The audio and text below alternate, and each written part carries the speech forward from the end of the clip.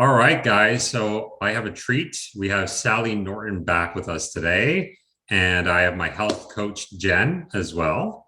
And Sally, thank you so much for coming on again today. I want to do a Q&A with you today about oxalates. We have so many questions about oxalates. And part of the reason why I wanted to bring you back is because you obviously have a very devout following on, everywhere, but, on YouTube. I had tons of people asking questions, asking me to ask you questions. And, just like looking over the analytics of my YouTube video, I saw that people watch the video, literally of every video I've had all sorts of experts on. People watch this from beginning to end. So people are super interested in hearing what you have to say. I myself have had a huge problem with oxalates over a number of years. I've had more kidney stones than I could count, along with a whole bunch of other health issues, leaky gut, SIBO, Candida problems. So I definitely have my own set of questions to ask of you today. And I'm sure Health Coach Jen does as well. But I want you to take this opportunity just to tell us about your book that's coming out, which is super exciting, I believe towards the end of the year, and where we could find it. Yes, it's a mainstream publisher putting out my book. The book is called Toxic Superfoods, How Oxalate Overload, let's get the rest of it right, is making you sick and how to get better. It has a little cool cover with some exploding high oxalate foods on it, and you can order it anywhere books are sold. So if you like indie books, go to your indie outlet. If you like the convenience of Amazon or Barnes and Noble, they've all got it now. And there's also audiobook coming out, so you can order it as an audiobook. So vote for the book. What? I said, and I want one of your business cards, coolest business cards ever. Can you flip it around? That's pretty cool. Yeah. I have others with yoga poses on the other side too. Yeah, well, if you guys haven't seen Sally on Instagram, you should join her. I know, Sally, you're saying that your Instagram account got hacked, but you have a new one. The new one is called Toxic Superfoods to match the book. I figured that's the most logical next me. Yeah. I was SK Norton on Instagram. There's a chance I might be able to reclaim that account, but the odds of that aren't good. I've been still working on that. But find me at Toxic Superfoods on Instagram. I'm also on Facebook, but the best place to reach me is really my website, because that can't really get hacked. I have a lot more control over that, and I have an email list there. And when I can make time to do it, I'll send you emails about what's going on, updates, new classes or whatever. So if you get on my website and reach us there, or reach us, through get on my email list, that's better than Instagram.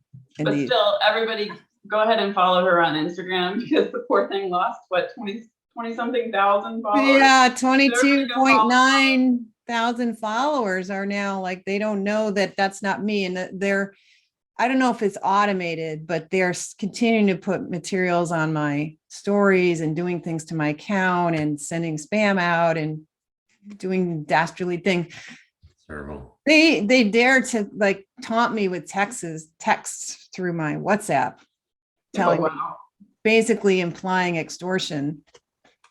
Sally, you need to post your beach pictures on your new Instagram account and show people what you look like at 58 years old. Super buff. She's got abs of steel. You guys need to check it out.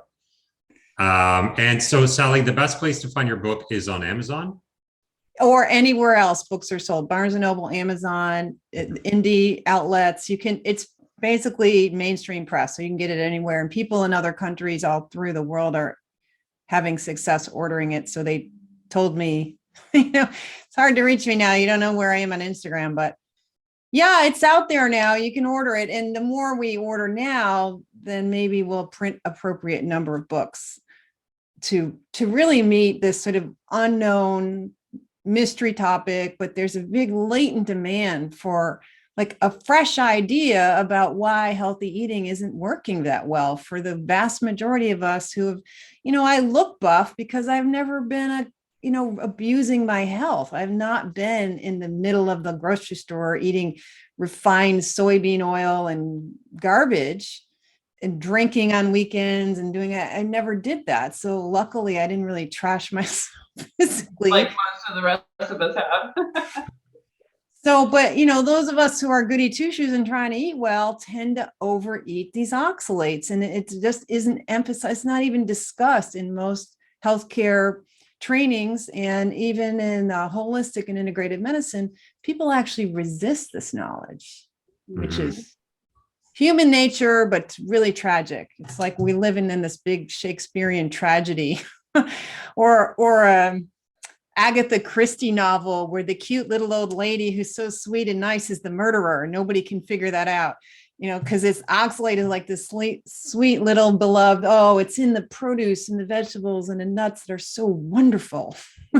So that's, it ends up being a topic about how the superfood conversation is actually making us sick with a toxicity disease because of this oxalic acid and oxalate crystals that are in these foods that are quite devastating to our cells and our overall biology of our bodies. On that note, I've got a good question. Can you answer the question, are oxalates bad for everyone? And I'll explain why. So a lot of my clients that I've talked to about this stuff, they're like, oh, well, I have no oxalate issue. I don't have, pelvic pain. I don't have kidney stones. And they think that it's not causing any problems in their body. So does somebody have to have XYZ health issues for oxalates to be detrimental to them, or are they bad for everyone? Well, do you have to have symptoms to have high blood pressure?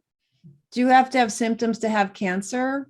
Do you have to have symptoms to be on your way to dropping dead of a heart attack? Not necessarily. And oxalate is very clear in the literature that this can be a completely asymptomatic disease. And that's because biology is clever, your body is brilliant, your immune system is working overtime to keep you from suffering.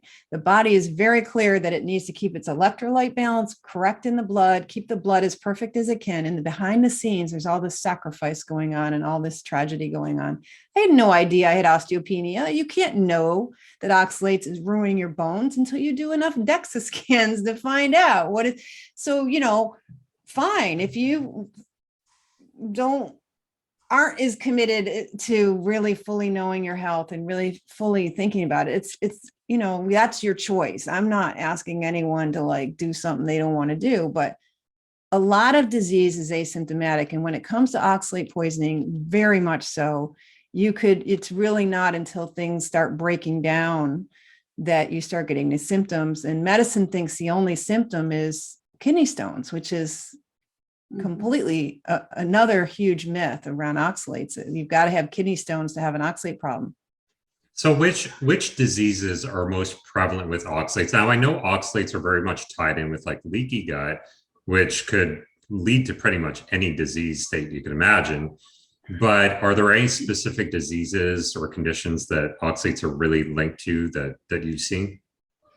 Well, I'm having to be forced to keep understanding this in ways that I didn't want to. When I first was learning this, I thought, well, it's just a few of us who get sick, and I'm just this little subset of the world who's got an oxalate issue, like it's a sensitivity or something. But the thing is, oxalate can end up with creating everything from metabolic disorders like insulin resistance to diabetes, to Alzheimer's, Parkinson's disease, neurological degeneration, aging, connective tissue falling apart. You get autoimmune problems. It forms these little crystals through the body and keeps stimulating the immune system. And you end up with a chronically inflamed immune system, mast cell activation, what looks like histamine problems. You get all kinds of stuff like fibromyalgia and any kind of itis-y thing to your thyroid or wherever. It doesn't matter which tissue, wherever it manages to get, and it can get anywhere.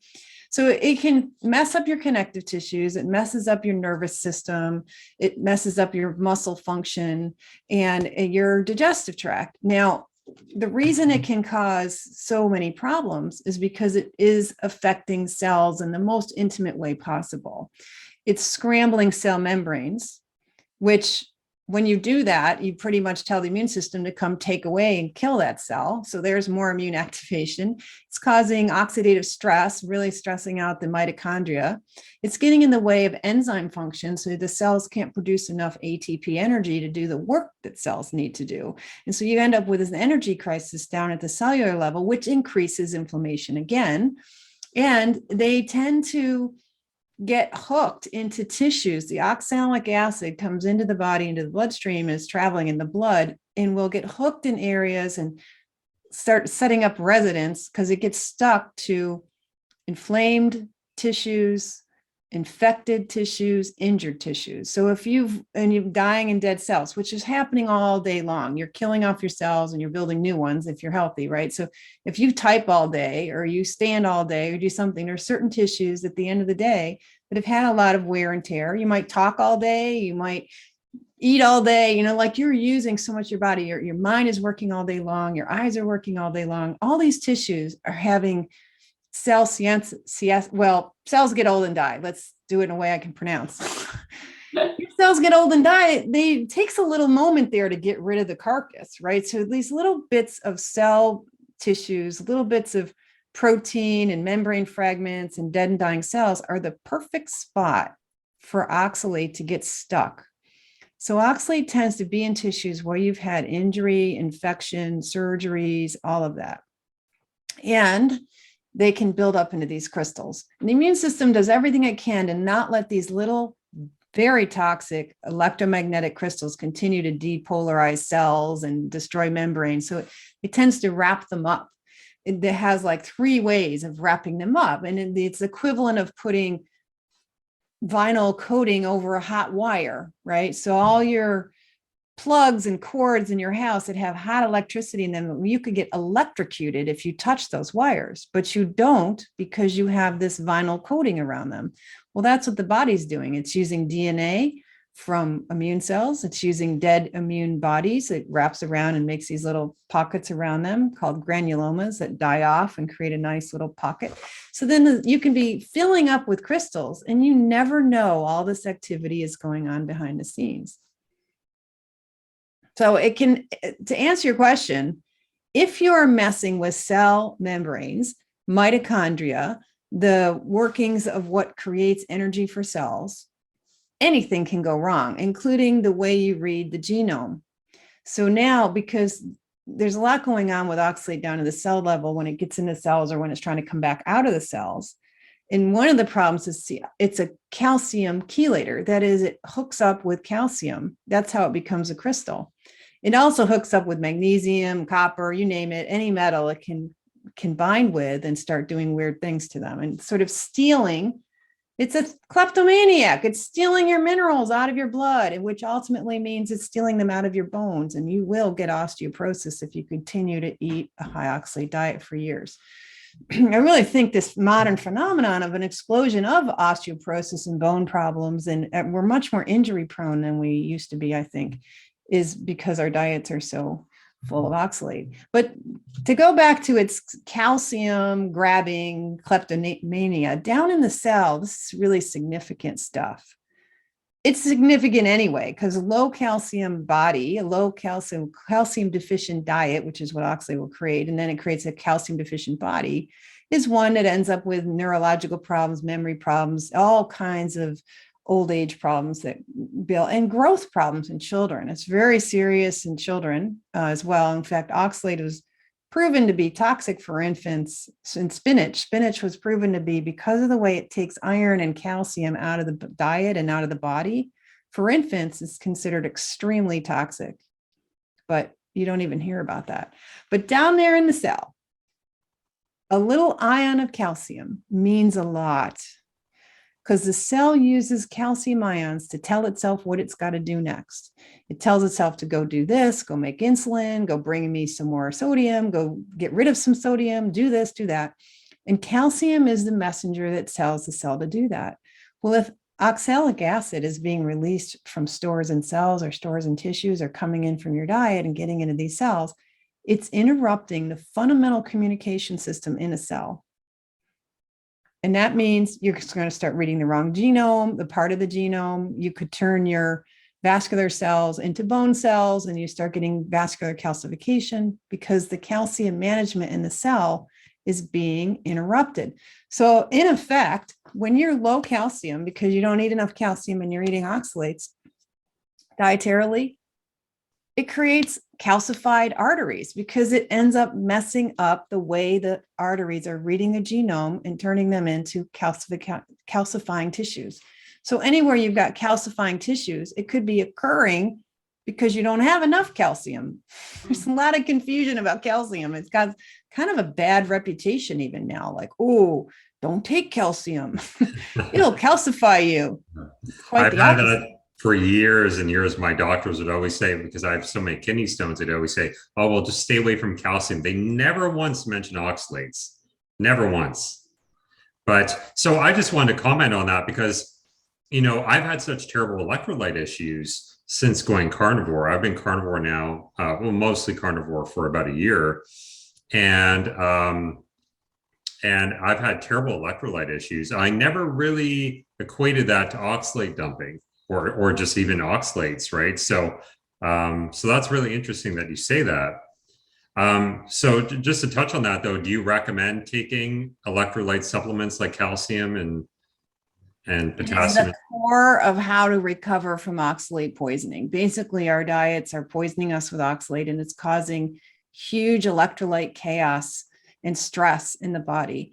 And as we're removing oxalate, now that you're carnivore, your body has to undo all this oxalate in your kidneys and the rest of your body. Once your kidneys get happy, then the rest of the body is going to want to clean up, but it really needs the exit route because all the oxalate in the body primarily needs to leave through the urine. That's the kidney's job, is to take these water soluble toxins out of the body. And so your electrolyte issues are big because you've affected kidney function, and kidneys are a prime regulator of electrolyte balance. And they're telling the rest of the body what's going on and what to do about all this and how much to absorb of your minerals in your gut. And it's doing a lot of orchestration as well as management.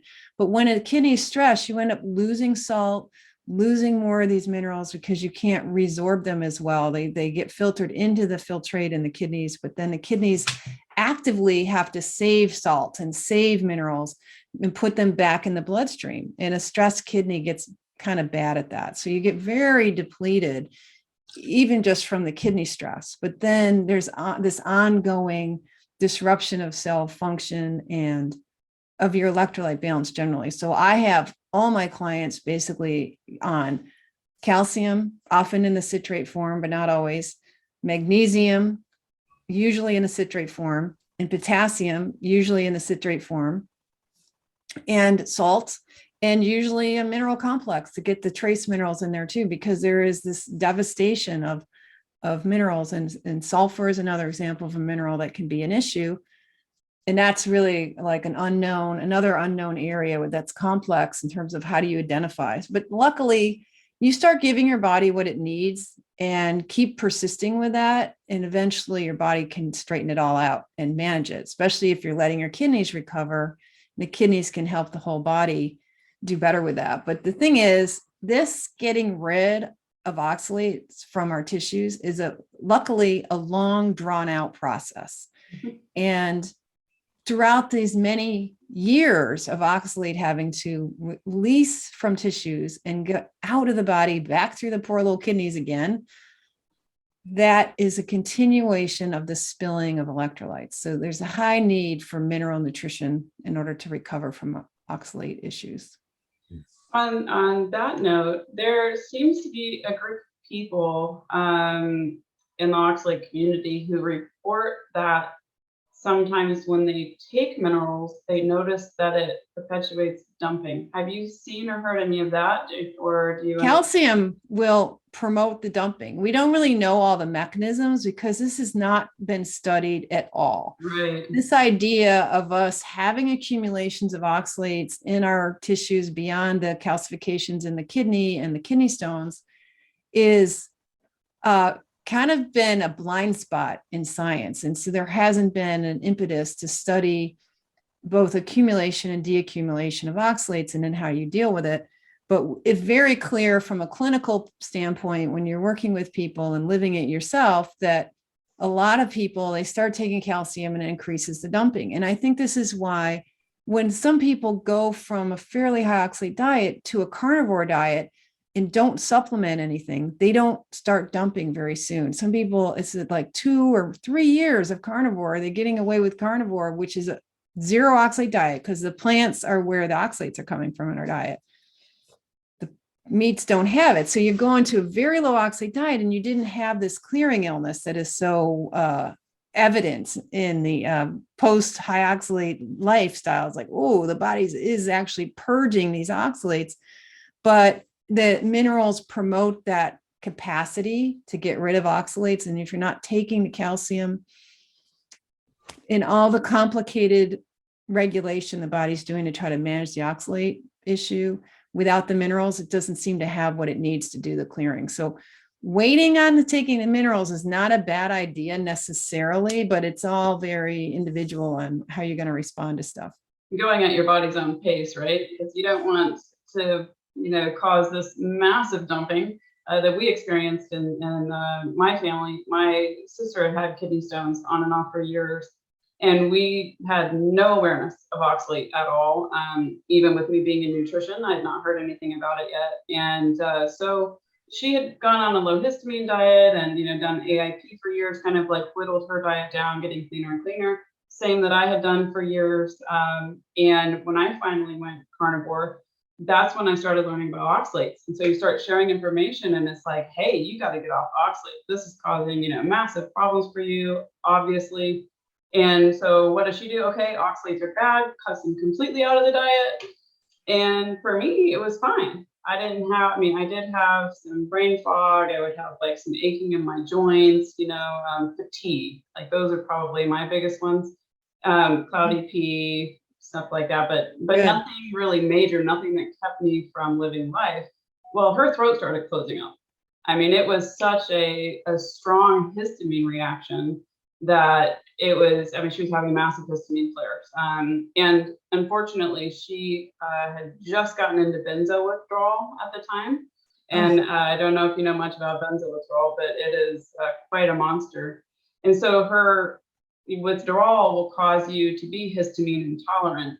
And so she was already histamine intolerant when she started this massive dumping. And it was dangerous. And that's why I feel like it's really important for us to share that, the dumping situation can be a really big problem for some people. And that there usually is a process of cutting down to low oxalate that's recommended first, right? As opposed to just cutting all oxalate out.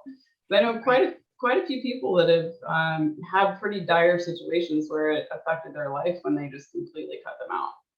Yeah, it's very precipitous drop. If you're eating this dangerous toxic level of oxalate and you go to zero, the body's like that's a very strong signal that says, here's your chance. You finally got a chance to get rid of this stuff. And the body is like going for it.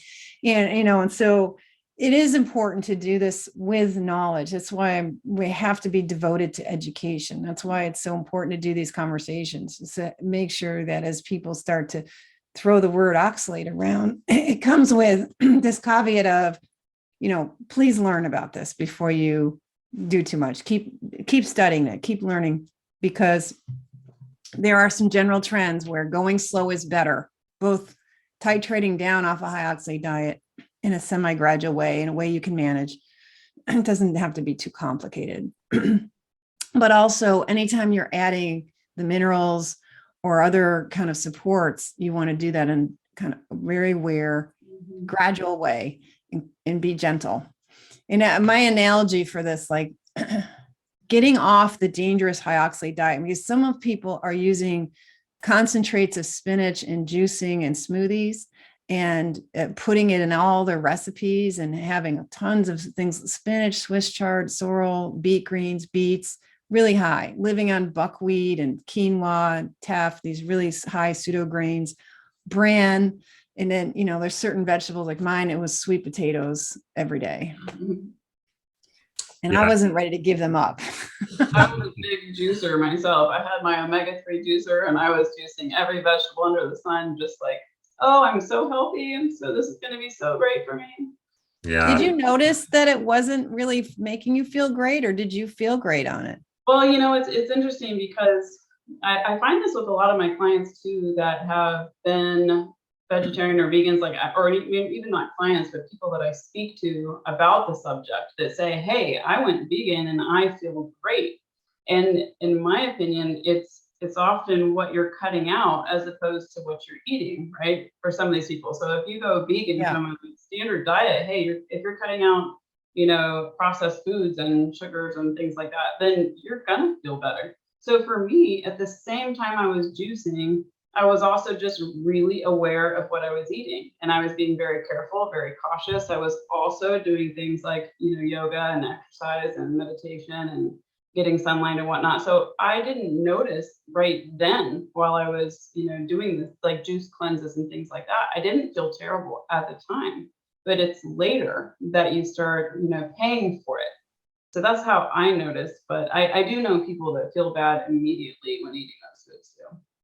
Yeah, they're really in trouble. Now, I think one of the other ways that going on a vegetable-based or vegan or plant-based diet very strictly and sincerely is that it's sort of a fast, because those foods are so indigestible. You're really not getting good protein. You're not really getting a lot of, hefty nutrition there. And so fasting will lift some inflammation from your system just because you're not getting enough nutrients. There's a whole kind of fasting nirvana going on, and people don't realize how much a plant-based or vegan diet is pretty much depriving your system in a way that initially has good effects, just like any other kind of fast does. And you can't continue to fast and eat a malnourishing diet for years and get away with it and feel good. Yeah, it works for the short term. Yeah, I know Dr. Natasha McBride calls vegetarianism a fast. Does she? Yeah, but but you still eat vegetables in your diet, correct? Like I've seen your Instagram account. I see you eating like squashes and I think some leafy greens and stuff like that. Like, are there a lot of safe vegetables that you could also incorporate in your diet? Do you suggest eating vegetables alongside meat, or what do you suggest? Yeah, well, I don't give advice for a specific person in a general comment. So there are lots of plant foods that are low enough in oxalate that you can continue to eat them in your diet. And that is always the place to start, is don't overly shift your whole microbiome and everything all at the same time. So whatever plant foods are in your diet that are low oxalate, you want to keep some of those around for at least a while. And, explore other low oxalate vegetables and foods that you're not used to preparing. Like I didn't think I liked rutabaga and turnips at all in the beginning. I'm like, oh man, I got to face that turnip. And then I found, actually, since I do know how to cook, they're quite nice and you can make nice things with them. So in my cookbook, I have this PDF on my website available for sale. It has like 180 recipes in it. A huge number of them are vegetables, what to do with a cabbage, what to do with a celery root, which is a low oxalate food that makes a nice cream soup with some celery flavor, and you can skip the celery. Celery is one of those sort of medium oxalate foods. It's not the worst. And you can have small amounts of celery and carrots and even things that are kind of medium with oxalates. It's a portion problem, right? It's not a on-off switch. This is not a gluten sensitivity. This is not an allergy or sensitivity. This is a toxicity. It's about how much of this stuff you're getting and how often.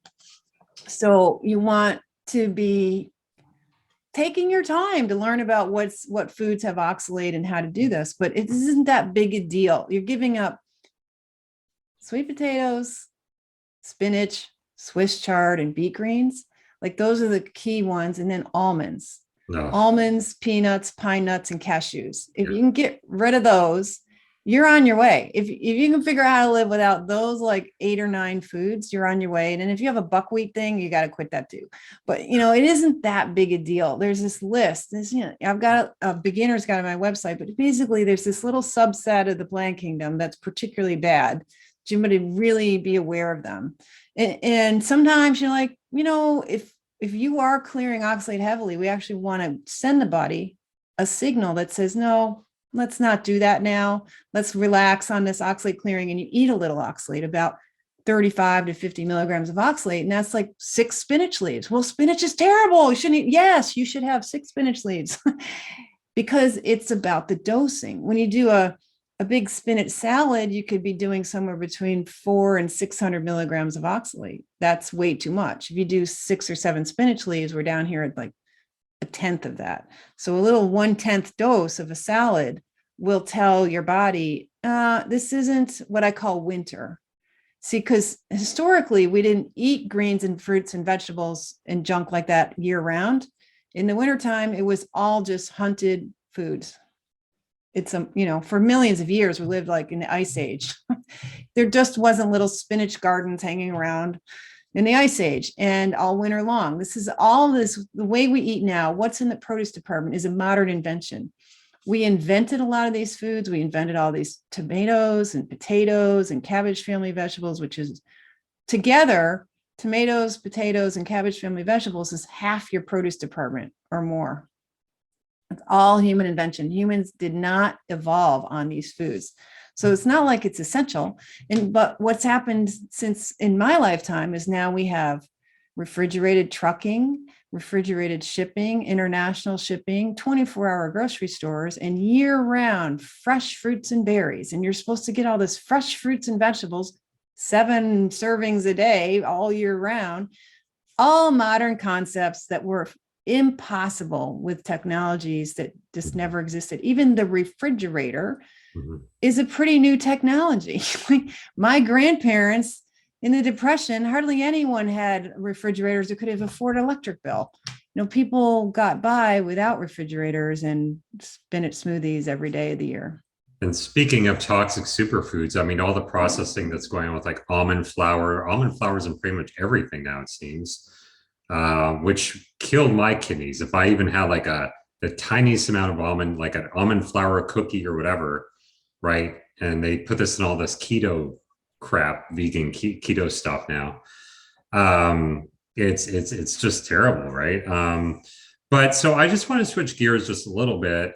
Just coming back to the subject of leaky gut, I'm really interested how oxalates are tied in with all these conditions are linked with leaky gut, like SIBO, Candida, heavy metals and mold and all this stuff.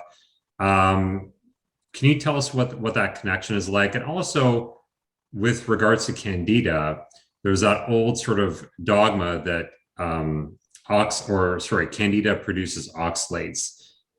Maybe if you could touch on if that's true and where that sort of theory comes from.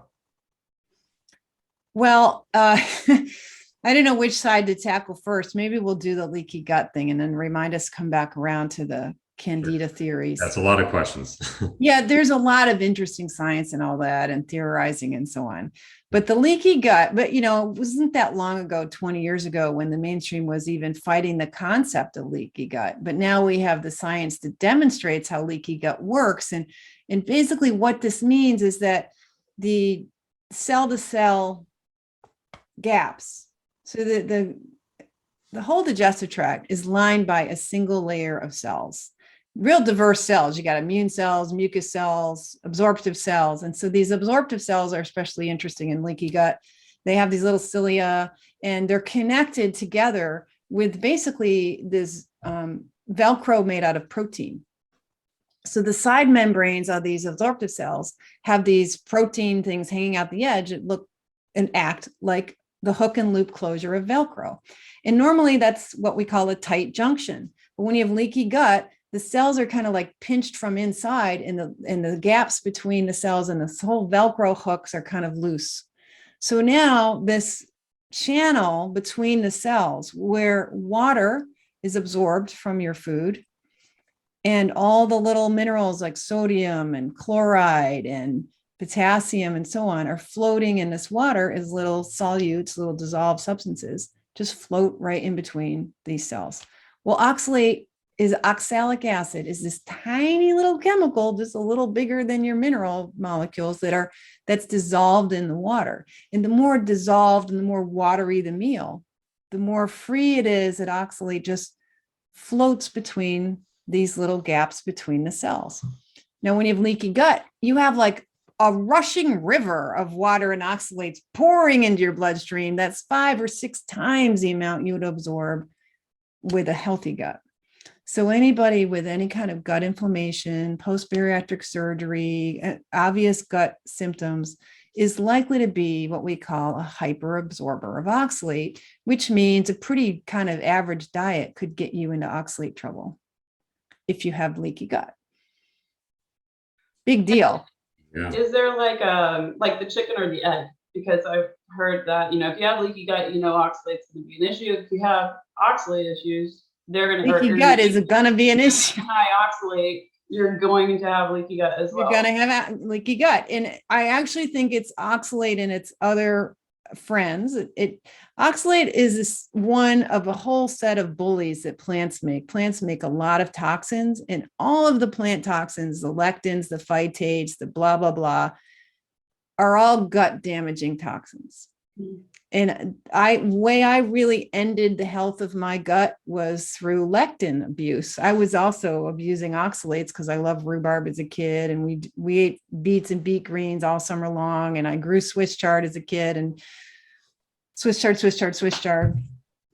But it was when I was a vegan and I was trying to come up with a simple, healthy vegan breakfast. And at night, I would throw this bag of mixed dried legumes, various beans, in the crock pot with a scoop of peanut butter and a couple of cloves of garlic, water, salt, and you're off to the races. You go to bed, you wake up the next day and you eat crock pot beans because it's so good. Oh my God, this is a lectin preservation. Now, those of us who have a degree in nutrition should never do this because we should have been taught that in foods class, but we weren't. We were taught about gluten balls and stuff. We never were taught this in school, that the lectins, if you don't soak those beans for 3 days and then high cook them like pressure cooked level heat, those lectins, these plant anti-nutrients, these are giant proteins, nothing like oxalate. Oxalate's a tiny little acid. Lectins are these massive proteins that ruin your gut. And so it was that year that I was doing that bean thing that I developed what looked like a post-infectious IBS. I went out to eat with friends. It was a Friday night of Labor Day weekend, and I got sick from that meal. Really, really, really sick. And from then on, I've had IBS and a completely screwed up gut. And I truly blame the lectins, but now you're still continuing your high oxalate diet and you've had permanent leaky gut all this time from that lectin damage. And I think it can get so bad that you may never fully regain the best gut you want once you've done it in. So there's, a lot going on with leaky gut where, yes, oxalate is also, like lectins, a major contributor to gut inflammation, because in addition to the acid, which is very toxic for the cells, are these microcrystals that you're eating from the plants, essentially glass shreds. Like, think of ground glass dust. This is all in these kiwi and healthy foods are loaded with these. A lot of them are in this rapide. In fact, the most common shape that plants build of these calcium oxalate crystals, which think of it as like quartz, is a toothpick shape. It makes these bundles and vacuoles, like 200 little toothpicks all lined up as a quiver of arrows intended to puncture your mucous membrane lining your digestive tract. That's what they're for. And they will deliver, like a poisoned arrow, they'll deliver proteases, which are enzymes that eat your tissues, and other plant toxins, and really help undo your gut health. Yep. Wow. It's pretty powerful. It's kind of cool, actually. If you like dark sci-fi, the plants have been doing warfare in their own little microscopic warfares, getting you, and you don't even know. They were so safe. Oh, they're so sweet and lovely. Those little waving green plants. They just want to be eaten. Oh, they got another story to tell that nobody wants to hear about. So carry on, but we'll come back to the question about Candida. Yeah, the Candida question is great because, like you said, I'm sorry, what was it specifically that you asked again? Well, if Candida produces oxalates, right? And I've heard the opposite, that maybe oxalates produce Candida, but I just love to get Sally's take on that. Yeah. So in biology, it's real clear that funguses and Candida is a yeast, so it's considered a fungal organism, right? And in the soil biology, the funguses of the soil produce amazing amounts of oxalate. They produce the most interesting arrays, these giant crystal arrays all over their little hyphae. They grow all through the soil and they send these giant hyphae. And there's this amazing ability to build oxalate crystals because soil is loaded with calcium. So it's real easy to do. And oxalic acid is pretty easy to produce. Plants and funguses make a lot of it, and it produces spontaneously in polluted air and sea mist and all, like it's like this spontaneous, it's like primordial compound. Like it could form before life existed. You could produce oxalic acid. So these primordial funguses are prone. So there's this assumption that yeast and funguses all produce oxalate, but there isn't any science that demonstrates that Candida directly produces oxalate. But what it might do is produce substances that other bacteria or other compounds might, but there's zero science on that. So anyone claiming that's going on is just sort of theorizing and putting it forth as if it were a scientific fact.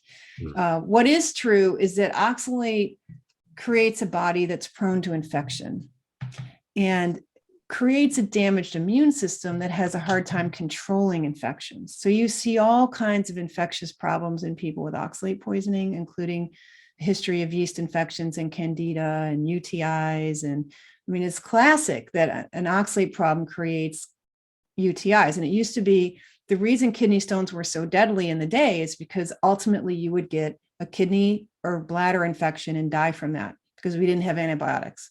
So it was only since we had antibiotics that a kidney stone is not considered serious and deadly, but it used to be a death sentence because it would create infection.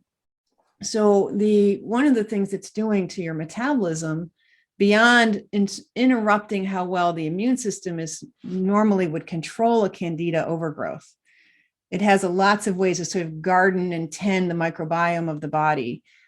But that's being interrupted because you're causing a lot of inflammation and confusion in the immune system with all this toxicity. But the other thing you're creating is an acidic metabolism. And so if the tissues are acid most of the time, that will favor these infectious agents to overgrow like Candida. And once you seriously get on a low oxalate diet and get your electrolytes straight and deal with the acidity, these infections disappear with very little effort. And how about like I guess that answers the question of mold and how that's associated with oxalates. But what about like heavy metals? Does that have an association as well? Yeah, and this is another one that isn't well studied, but it's very clear that oxalate chelates to heavy metals. So if you have a heavy metal issue, chances are you've got tissue derangements from heavy metal toxicity, and that's where oxalate lands. So I think oxalate will follow heavy metals and heavy metals will follow oxalate, and oxalate will help store heavy metals in the body. And when you're releasing oxalates, you could be releasing heavy metals too. And in fact, the best way to deal with heavy metal toxicity is to deal with the oxalate problem. And then your body will be shedding heavy metals in a healthier, more appropriate way. So I do think that oxalates are promoting this heavy metal toxicity. And of course, we've got, filtered water and things that make we're not drinking stream water and well water primarily that's full of calcium, which we need, and other healthy minerals. We tend to have fluoride and chlorine, and we're in pools and hot tubs, and we're surrounded by inappropriate water, which increases this kind of deficiency of healthy nutrients and minerals. Oxalates making us deficient in healthy minerals, and we have this high level of exposure to chlorine, fluoride, and heavy metals. So we're in danger of picking up heavy metals because of the deficiency of minerals, because your body needs the mineral ions, and it'll just naturally pick up mineral ions. And if you're sucking your body dry of calcium, potassium, magnesium, and so on, you're like a sponge for chloride, fluoride, bromine, and garbage minerals. Yeah, and it seems that it always goes hand in hand. Like you find somebody who has an oxalate issue, they're likely going to also have a heavy metals issue, a mold issue. They all kind of go hand in hand there. My sister's that situation. She has mercury and lead, and then the oxalate issue. I mean, it was so big that, like I mentioned before, when she started dumping, she dropped like 13 kidney stones. and had to have 4 surgeries within, like 3 or 4 month window while she was in the middle of withdrawal. I mean, it was pretty severe. But what I'm finding, she didn't know that she needed citric acid to prevent those kidney stones and that she needed to take minerals. Not at the time. So this is really a key thing, because if your body's flushing oxalates in uncontrolled ways and the kidneys aren't able to handle it, you will end up creating kidney stones on a low oxalate diet. This is a major deal because science has made themselves ignorant by not recognizing this clearing process. And when they put people on and off high oxalate diets, you don't see big changes in the oxalate level in the urine. They don't see the kidney stone problem going away right away, although it can, because they're not recognizing this clearing problem. Very important to get citric acid, which is lemon juice and these citrate supplements. Very important to prevent kidney stones, to dissolve kidney stones. And I can, if you're into the boring science, explain why that works, how that works. But yeah, you shouldn't just run to a low oxalate diet and not know some of these things. Like, ooh, you could blow out your kidneys. Yeah, you could end up in the ER with a really bad heart rate, high blood pressure. You feel like you're having a heart attack because your electrolyte disturbance is so bad. You're either going to have a heart event or a kidney event or some weird combination of like misery. I'm such good news, gal. Well, it's happened to me. Yeah. You were in there, what, 4 months ago or something like that? It was September. It was the day before my birthday. Yeah. Oh. Happy birthday to me. Yeah, that was a fun week, huh? So you ended up with kind of a carnivore kidney stone? Shortly after I completely cut out oxalates stupidly. Like I was sort of aware of dumping when I started the carnivore diet. So I was keeping the oxalates. And then around in September, I said, well, I'm just going to cut them completely out for a few weeks. Against his coach's advice. Let me just go ahead and say that. Against her advice. Yeah. And I dropped a massive. We all have to make our own mistakes. Yeah, I dropped a massive kidney stone. I was extremely lightheaded. My muscles stopped functioning. Like I had a lot of problems. So just a warning to you guys, don't, if you have really bad oxalate toxicity, don't dump them all or don't cut them all off at once because it could be pretty dangerous. Tell us more about that experience that you had. Like, how did you know you were suddenly not feeling good and how did it all unfold and what actually happened and then how did you resolve it? Well, it's strange. I didn't really relate it to oxalate dumping so much at the time. Like, I don't know why it's not that I didn't know about oxalate dumping. It's just, I wasn't focusing on it, I guess. But I was eating the same as I always was. I was just eating my good old carnivore ribeye steaks and, different types of organs and stuff like that. So it's not like I changed up my diet and I didn't change up my electrolytes or anything. But all of a sudden, like my calves, like I'd start walking and I couldn't like walk far and they would get really like cramped up. And I would just like kind of like have to hang on to the wall sometimes because I feel like super dizzy. And so that's why when you mentioned before that they sort of chelate out electrolytes, that's where that restless leg too at the time, right? Sorry? A lot of restless leg at the time too. Oh, terrible restless legs. Yeah, that's the worst it's ever been, which I've had for years, but it never been that bad. So when you said that oxalates chelate out certain minerals, like that's where, the light went off in my head when you said that earlier. But, and then one day I just woke up and I had really bad bladder pain and then it went into my kidneys and my ureter, just the worst. I've passed a few kidney stones before, but this was maybe the worst bout I've had. And I was just, vomiting profusely and add that on top of electrolyte issues. I was like passing out. And so I went to the hospital and, when you have a kidney stone, you go to the hospital, they treat it like childbirth, right? They just wheel you right in. There's no wait time. They give you the golden treatment, but, I was just curled up on the floor for an entire day, just, in pain. And let me tell you guys this, it doesn't matter how many pain meds they give you. They could load you up with morphine all day long. It doesn't do anything for kidney stone pain, like nothing. But then they gave me some sort of medicine to help. I don't know what's called. Maybe Sally, you might know this, but to help dilate the ureter. Flomax probably. Could have been. Could have been. Flomax, I'm not. I don't quite allows the urine to be able to go to flow better. I'm not sure if it was that, but it's a type of medicine that dilates the ureter, supposedly. Yeah. So they gave me that, and then the stone just kind of came out right away. So, yeah, Well, that was good. So you didn't have to do a lithotripsy or all of that. yeah, And then but it came out. Did it change your symptom pattern at all? Did you start to feel at least a little pain relief, maybe? Well, after I think it's just from taking all the opioids that Suddenly got happy.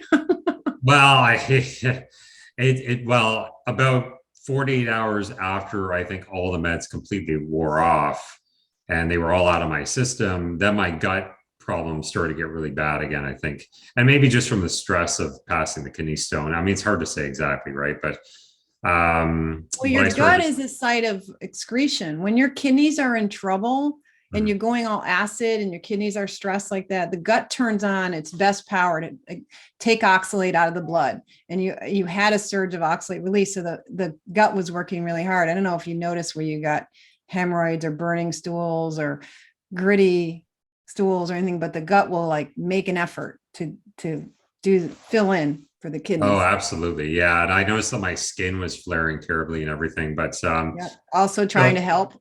Yeah. Skin is like, okay, let's get rid of this stuff. Yeah. So I'm not asking for like a free session from you here, Sally. No, but it's interesting. It's so exciting to hear people suffering, right? But so what about if somebody like in my case, right? So let's just say that somebody, they cut out oxalates, they get terrible dumping. I know with myself, I was trying to find the least harmful oxalate food to reintroduce. Mm-hmm. And I played around a little bit. I played around a little bit with like sweet potato, carrots, but I found one that didn't seem to affect me too negatively was green tea. I don't know if that's one that you recommend. I was having like a cup of green tea a day, sometimes 2 a day in the beginning there. But what do you recommend if somebody's like going through terrible dumping? Are there any specific foods that you recommend, or maybe as like the least toxic for somebody that has leaky gut and SIBO and Candida? I do like tea. I do think I'm allergic to tea. I wouldn't touch it myself. And if you have a tea allergy, I wouldn't do tea, but tea doesn't add in other fiber, like especially for someone who's been carnivore and their microbiome is kind of slanted towards less fiber and less plant stuff. It's good to start with tea. And usually I say do black tea, maybe do 2 tea bags together and do a strong cup of tea, because you can't get more oxalate and more caffeine and stuff out. It's like there's so much in how much tea you have. So green tea, they use less tea in the tea bag because it's a more bitter tea. And so you get less oxalate. And if you're getting by with 1 green tea bag, that's great. But if it doesn't work, you might need 2 green tea bags, or you might need, more tea. But I highly recommend using tea because so many people get instant symptom relief within an hour or less, 15 minutes even, of taking a cup of tea. They can start to feel less in a crisis, because they'll get to a point where the situation feels like a crisis, where they're really quite sick. The other thing is to think you got to go alkalize right now too. So a lemon, or you can turn a lemon into an Alka-Seltzer Gold by adding potassium bicarbonate or sodium bicarbonate, which is baking soda. So most people have access to lemons and baking soda as kind of like an emergency remedy. So you mix like a 1/4 teaspoon of baking soda in a nice 1/4 cup of lemon juice, let them fizz, add a 1/2 cup of water, take that down. That may not be enough. You may need to do it again, maybe in an hour, maybe 45 minutes, and keep doing that until you can tell that's helping. But the tea is a great oxalate food to work with if you can handle tea. Other ones, I think you made good suggestions with carrots and sweet potato. It doesn't take much, like 2.5 tablespoons of sweet potato is enough. That's enough to prevent dumping. Yeah. Normally it's in that because there's a group of people who, there's always extremes for everything, right? And there's people that are micromanaging. You've got to get this amount, and then the next day this amount. I talked to that's this real good way to live. I can't it's just like it adds so much. Create an eating disorder or just meltdown. I talked to a guy when my sister was going through this. We talked to a functional doctor out in Arizona who was really great. And he said, hey, you don't need to micromanage that. Just don't eat a lot and don't eat none, but try to eat just a little. And so we went with that. And that's so far been enough to keep her from dumping. Like she can even do fasting. She did like 5 weeks of broth fasting. Other reasons for that, but she just kept in some oxalate every day, and that was enough seemingly to prevent the dumping. So yeah, and broth is an easy way to add oxalate. Throw some carrots and celery in the broth while you're making it or whatever, and you can oxalate. So I totally agree with that theory. Like, just be aware of the really worst ones, and then don't micromanage your diet, especially in the beginning. It's only really more the carnivores who are now trying to add in a specific medical amount.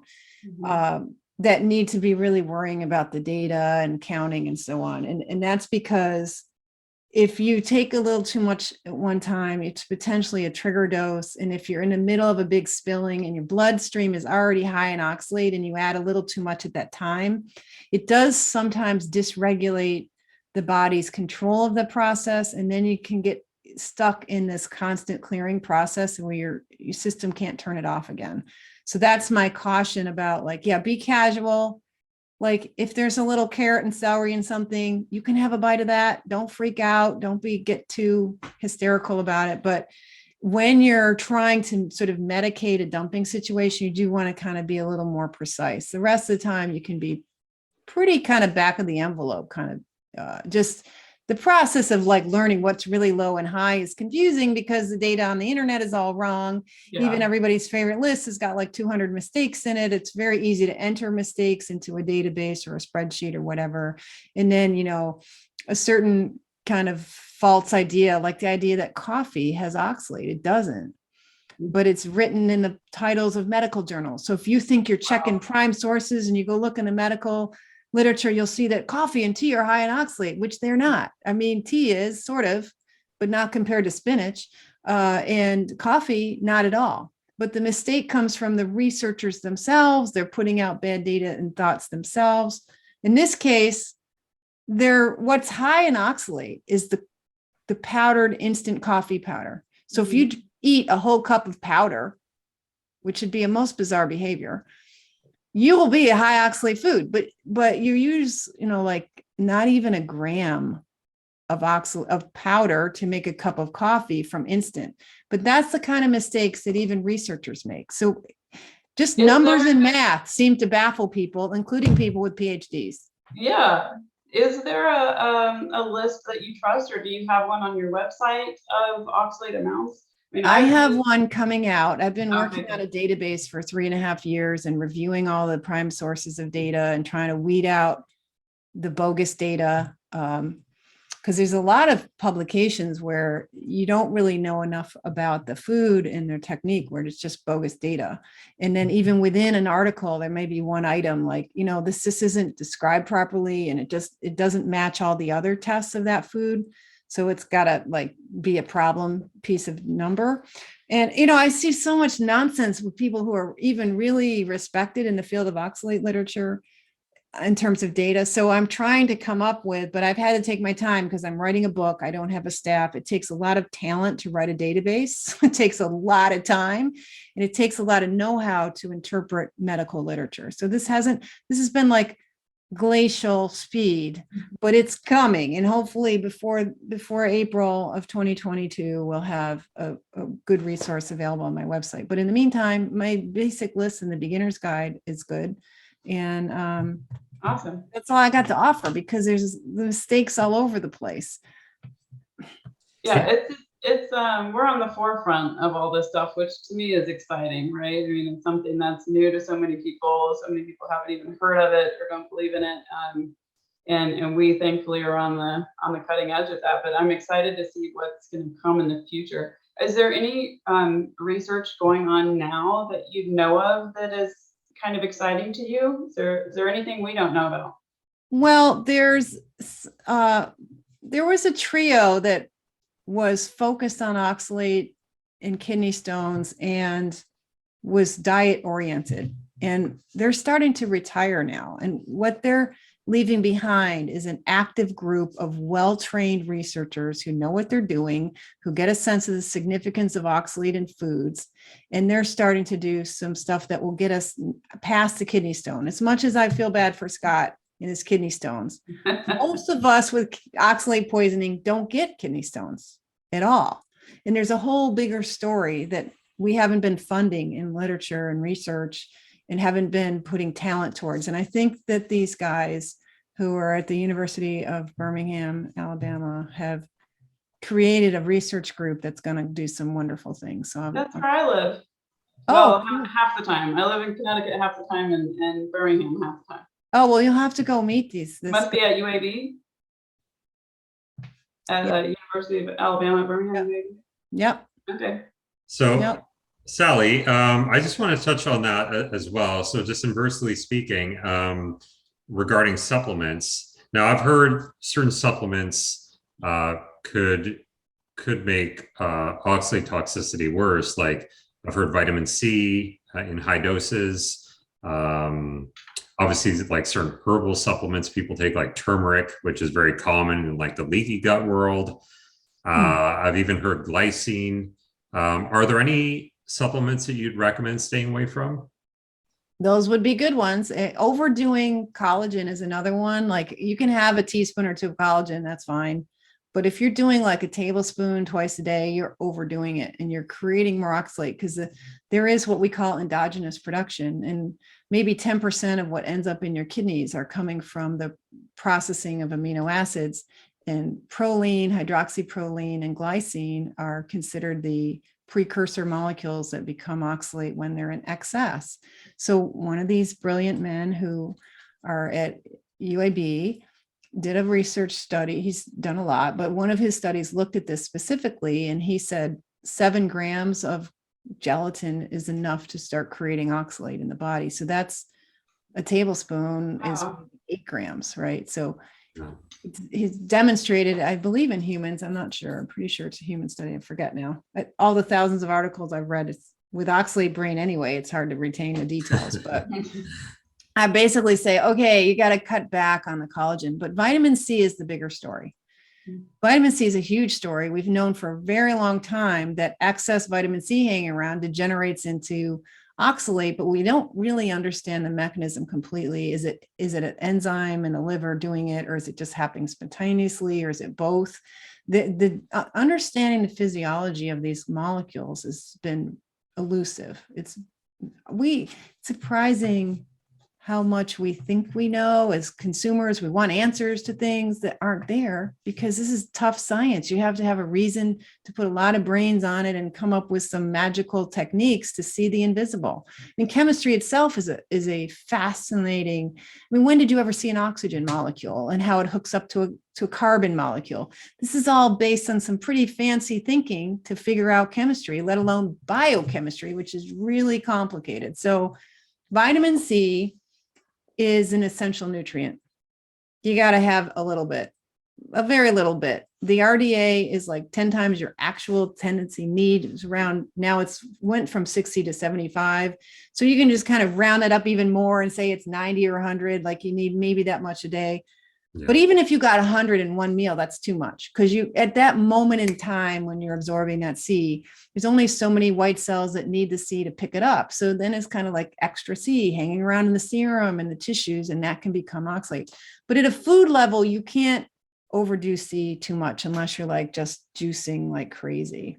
It's the supplements, who a lot of them start at 500 milligrams or a gram. So now you're at 5 times or 10 times what your body needs. And it's really for naught. You really can't do much with it. It is sort of a chemo drug. It's oxidative. It has its theoretical applications for that kind of a drug use, but unfortunately it degenerates into oxalate. Oxalate is also a chemo drug. It creates cancer cells and then can kill them off because it's so toxic, right? But you can get into big kidney stone problems with just overdoing vitamin C. What about the B vitamins? Are those some that you tend to lose when you have oxalate issues? Or are they some that would be helpful to supplement? It's very helpful to take B vitamins because you do stress out your mitochondria, and the B vitamins are these cofactors on these enzymes that help run the energy production system. And a lot of us, our energy production system has sort of rusted because of this oxalate interfering with the enzymes. So, and the inflammation. So sometimes, and there's real differences in needs for B vitamins, that some people are at a point where their metabolism is dependent on sort of hyperphysiologic levels of supplementation. So you might need a lot, but the key ones are B1 and B6 because they're involved in this endogenous production. So if the stress on your system has meant that you've depleted the Bs in your mitochondria and cells, then if you're low in B1 or B6, this endogenous production will go up. And so you'll have more oxalate coming out of the liver and other tissues that are prone to generating a little bit of oxalate. So in order just to make sure you're not a generator, your metabolism isn't generating oxalate, I like to make sure you're getting some B1 and B6. I really like the new forms of B1 that the cells can actually easily pick up, and like to start with a good benfotiamine or something like that. And a really good B multi is sometimes really helpful for folks, that because there's a lot of also glandular dysfunction from oxalate problems, and the Bs can help with like getting your period back on track and all kinds of things. And I usually recommend. That does seem to be a pretty common issue that I've heard from a few clients of losing their period when they're dumping. Like if they have a big dietary change and then all of a sudden they're dumping, they're scrambling, trying to backtrack, get oxalate back in, and that period of time they seem to not have a cycle. And then if you get back on the Bs, get a proper B that's really the right forms, it's really well formulated, and there's not many really good B supplements out there. There's only a couple that I like, and the right supplement will bring the period back. Like you need the Bs to deal with all the stress, and you need to get your energy metabolism going. Because, the lack of period is telling you that your system can't deal with the baby right now. Like, no, we got a big issue going on. Yeah. Mm-hmm. I have one more question, and that is, is there anything else that we can do to help support the body while it's moving these oxalates out? So, for heavy metals or some other kind of toxins, detox baths, ionic foot baths, coffee enemas, those kind of things that can support your liver or, help you replenish glutathione, those kind of things. Does any of that also help with oxalate dumping? Or is there anything else? Being nice to your liver is important. So I'd say in the first 3 years, you should definitely stay off alcohol and really be mindful of other toxins, and don't take over-the-counter pain medication if you can help it. Don't take cough syrup, and don't, and work with these air fresheners and these other toxins. So really protect your liver, because your liver has taken a hit from oxalates for years. And so your glutathione can be kind of used up in a way. You can have multiple chemical sensitivity just from constantly flooding your liver with spinach and almonds and so on. So it's real important that you watch your liver. The other thing is, the really big things going on here is chronic inflammation and acidity. The main things are chronic inflammation and acidity. And the best way to deal with chronic inflammation is sauna. Oh yeah, we just got an infrared sauna, and we're loving that. Frequent sauna, like if you can make it part of your daily life, that's great. And make sure you're getting enough salt and water and potassium and so on. And frequent, you start short, you don't stay in there past your tolerance level, you listen to your body, but you make that in cold showers, cold therapies, lower inflammation in the body. And you do them like, do the sauna, do the cold shower. It's a lovely treat for yourself, especially if you like go walk around the block a few times, then get in the sauna, then take a cold shower, and you're like a new person. It's fantastic, and it's almost free. Like, because you could join a gym with a sauna for real cheap these days, under $30 a month. You can have a sauna. You don't have to have room in your house. You don't have to have the $2,000 or $10,000 or whatever you think it's going to cost you. It's accessible. It's really functional. It really supports your system. So really basic things that aren't like taking supplements. It's everyone in their head. Well, what do I need to buy and take? Yeah, I got to fix this. I got to take something to fix this problem. Yeah. Yeah. That's a mindset that we like have to move past and say, no, how can I get out of the way? How can I get out of the way? How can I relax more? How can I do art more? How can I be outside? How can I get more sunshine? How can I fit a sauna in my life? How can I learn how to do a cold shower? And then mineral baths, big time. You want to use your skin to pick up the minerals you need. I have a particular formula I use with Epsom salts for those who can take the sulfur, because the sulfur is a big part of the solution, as is the magnesium. So that's magnesium sulfate. That works great, but I think it works much better if you include potassium bicarbonate, sea salt, a little tiny hit of borax, and maybe some more baking soda. And you got a much more diverse mix of minerals there to support yourself. So some people, some people do so well with these baths, they're taking them twice a day or more. Some of us, not so much. And we only need it when we're dumping or when we're achy or just out of sorts. And then it helps us. But learning to do that, you don't even need a bathtub. You can mix up a solution and sponge it on your skin and let it kind of dry on. You could spray it in a spray bottle. So there's always a way around it. So if you're foot baths too, right? Foot baths. You know, some people have also reported that they can't tolerate it, whether it's the sulfur issue or what, but they can't tolerate the Epsom salt in the bath or the other minerals.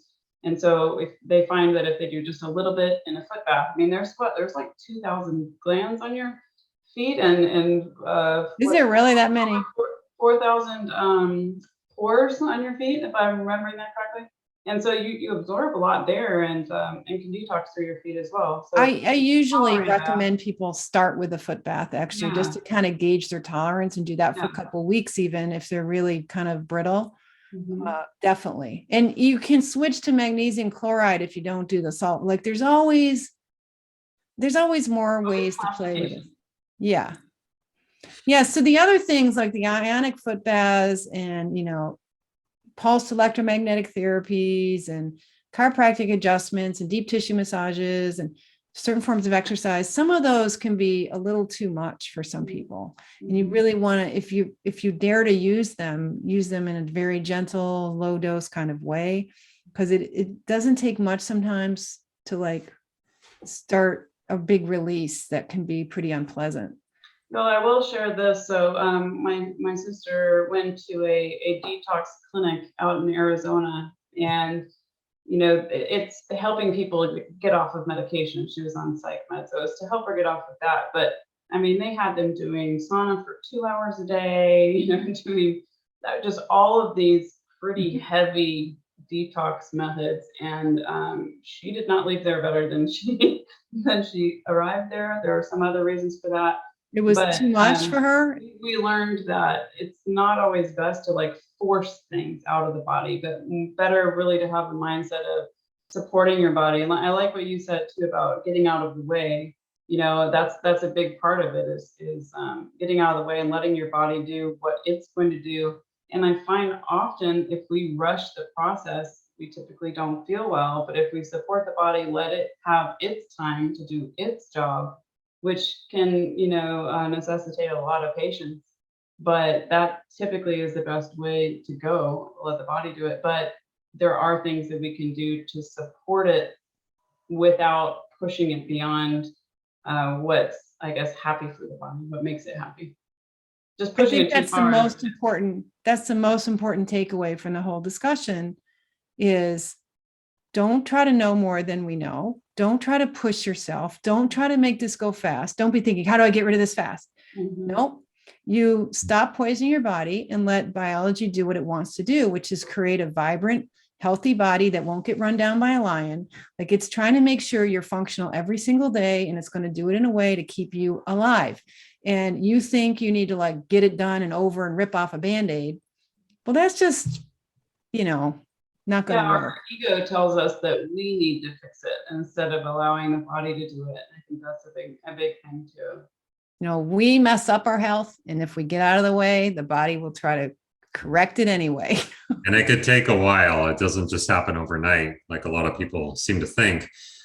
Sally, I just want to finish off with a question for you. So you're definitely like a celebrity in the carnivore world, right?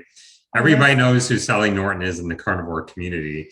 And I hate to be, sort of like tribal or dogmatic, because I believe other diets could work. It's very individual.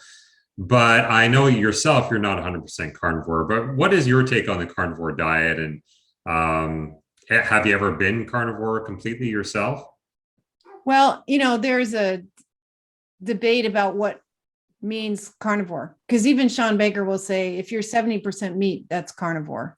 Hmm. And I was already, before I even really was willing to grasp the concept. And initially, when I first heard about carnivore, it was through Amber O'Hearn back in like 2017. And because she's been doing it for a long time, I'm like, really?